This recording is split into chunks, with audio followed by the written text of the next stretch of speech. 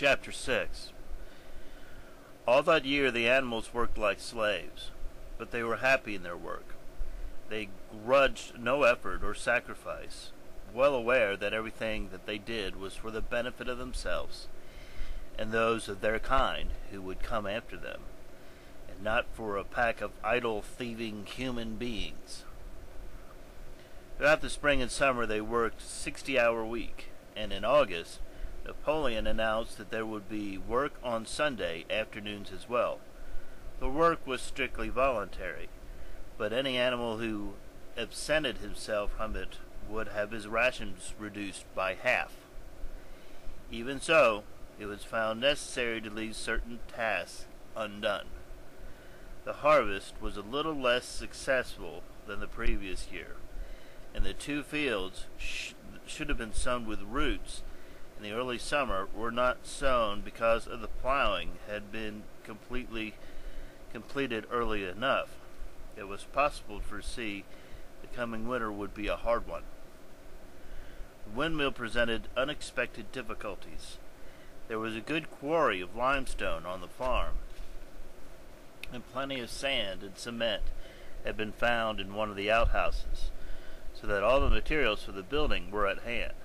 But the problem the animals could not first solve was how to break up the stone into pieces of suitable size. There seemed no way of doing this except with picks and crowbars, which no animal could use because no animal could stand on his hind legs. Only after weeks of vain effort did the right idea occur to somebody, namely, to utilize the force of gravity. Huge boulders, far too big to be used as they were lying on all over the bed of the quarry. The animals lashed ropes around these. Then they all together, cows, horse, sheep, any animal they could lay hold of a rope, even the pigs sometimes joined in the critical moments. They dragged them with desperate slowness up to the slope of the top of the quarry, where they were topped over the edge to shatter to pieces below. Transporting the stone, when it was once broken, was comparatively simple. The horses carried it in a cartloads, and sheep dragged its single blocks. Even Muriel and Benjamin yoked themselves into old governance cart and did their share. By late summer, a sufficient store of stone had accumulated, and then the building began, under the superintendence of the pigs. But it was slow, laborious process.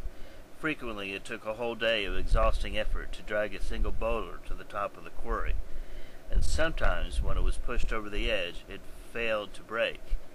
Nothing could have been achieved without Boxer, whose strength seemed equal to that of the rest of the animals put together.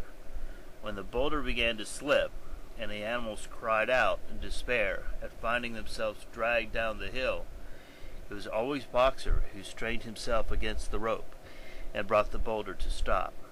To see him toiling up the slope inch by inch, his breath coming fast, the tips of his hoofs clawing at the ground, and his great sides matted with sweat, filled everyone with admiration. Clover warned him sometimes to be careful not to overstrain himself, but Boxer would never listen to her. His two slogans, "I will work harder," and "Napoleon is always right," seemed to him sufficient answer to all problems. He had made arrangements with a cockerel to call him 3/4 of an hour early in the morning instead of half an hour. And in his spare moments, of which there were not many nowadays, he would go along the quarry, collect a load of broken stone, and drag it down to the side of the windmill, unassisted. The animals were not badly off throughout the summer, in spite of the hardness of their work. If they had no more food than they had in Jones's day, at least they did not have less. The advantage of only having to feed themselves and not having to support 5 extravagant human beings as well was so great that it would have taken a lot of failures to outweigh it. In many ways, the animals' method of doing things were more efficient and saved labor. Such jobs as weeding, for instance, could be done with thoroughness impossible to human beings, and again, since no animal now stole, it was unnecessary to fence off pasture from arable land, which saved a lot of labor and the upkeep of hedges and gates. Nevertheless, as the animals wore on, various unforeseen shortages began to make themselves felt. There was a need of paraffin oils, nails, string, dog biscuits, and iron for the horses' shoes, none of which could be produced on the farm. Later, there would also be need for seeds and artificial manures, besides various tools, and finally the machinery for the windmill. How these were to be procured, no one was able to imagine. One Sunday morning, the animals assembled to receive their orders. Napoleon announced that he had decided upon a new policy. From now onwards, Animal Farm would engage in trade with the neighboring farms, not of course for any commercial purpose, but simply in order to obtain certain materials, which were urgently necessary. The needs of the windmill must override everything else, he said. He was therefore making arrangements to sell a stack of hay and part of the current year's wheat crop, and later on, if more money was needed, it would have to be made up by the sale of eggs, for which there was always a market in Wellington. The hens, said Napoleon, should welcome the sacrifice as their own special contribution towards the building of the windmill.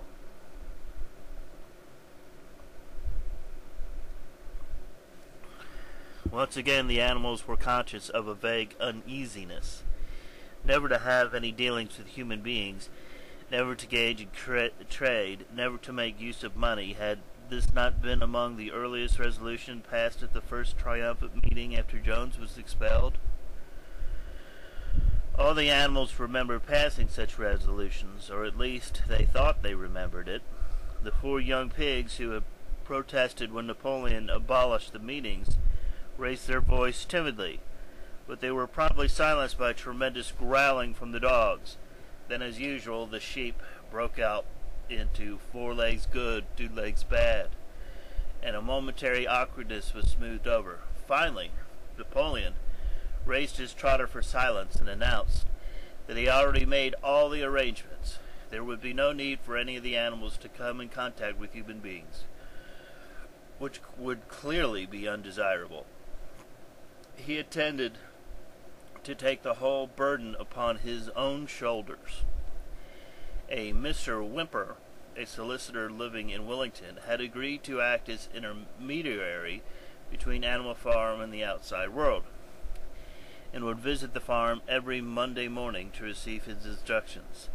Napoleon ended his speech with his usual cry of "Long live Animal Farm!" and there was a singing of Beast of England, and the animals were dismissed.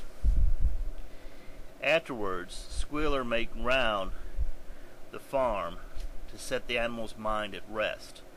He assured them that the resolution against engaging in trade and using money had never been passed, or even suggested. It was pure imagination, probably traceable in the beginning to lies circulated by Snowball. A few animals felt faintly doubtful, but Squealer said to them shrewdly, "Are you certain that this is not something that you had dreamed, comrades? Have you any record of such a resolution? Is it written down anywhere?" And since it was certainly true that nothing of the kind existed in writing, the animals were satisfied that they had been mistaken. Every Monday, Mr. Whymper visited the farm as had been arranged. He was a sly-looking little man with side whiskers, a solicitor in a very small way of business, but sharp enough to have realized earlier than anyone else that Animal Farm would need a broker and that the commissions would be worth having. The animals watched him coming and going with a kind of dread, and avoided him as much as possible. Nevertheless, the sight of Napoleon on all 4s delivering orders to Whymper, who stood on 2 legs, roused the pride and partly reconciled them to the new arrangement. Their relations with the human race was now not quite the same as it had been before.